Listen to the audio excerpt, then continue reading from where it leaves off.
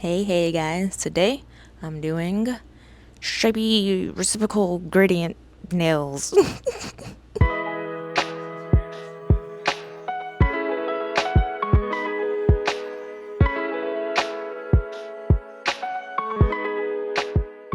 Hey guys, and welcome back to the channel.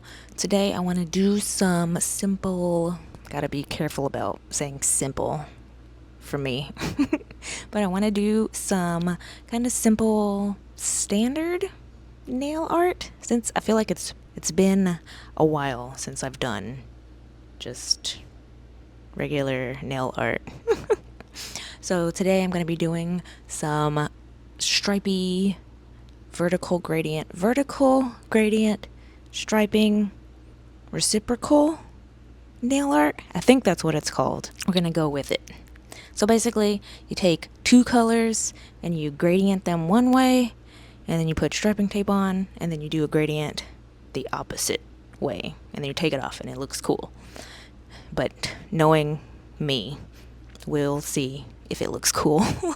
So I'm gonna be using Crime and Punishment and Cyantific. Those are gonna be my two colors. Hopefully that's okay and they won't bleed into each other. I don't know. I don't know rules for reciprocal gradient striping thing. So yes, I have my nail polish.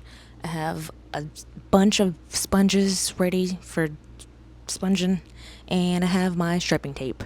So I'm gonna put on my base coat and my base color, and then I'll be back. Alright, nail art time. Starting off with our base coat, using quick dry base as usual, and then going in with my first kind of base color layer using Crime and Punishment because I determined that it was the lighter of the two. And here we go. First coat, well, only coat of this kind. And then next I'm going in with the gradient using makeup sponge.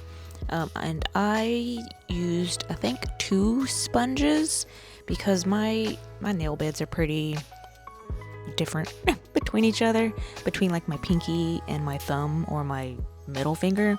My pinky's really small, so I use multiple sponges if I need to, just so I'm not needlessly putting polish all over my fingers or, you know, stuff like that. Use more if you need more, basically. And then here I am cleaning it up. This is my last cleanup. I did 3 rounds of this. Cleanup is pretty satisfying, I will say, because I don't have the peeling stuff for my fingers anymore. I should probably get some, but I don't know. And here it is after 3 rounds of sponge, and you can finally see more of the blue. And I'm doing one nail at a time, just because that felt more manageable to do. And here we go, gonna peel it off. And yeah, I did 2-3 coats of sponging the gradient in the opposite direction. So I lift the tape up. You'll see, you can, I mean, it's there. It's just hard to see because it's kind of bright.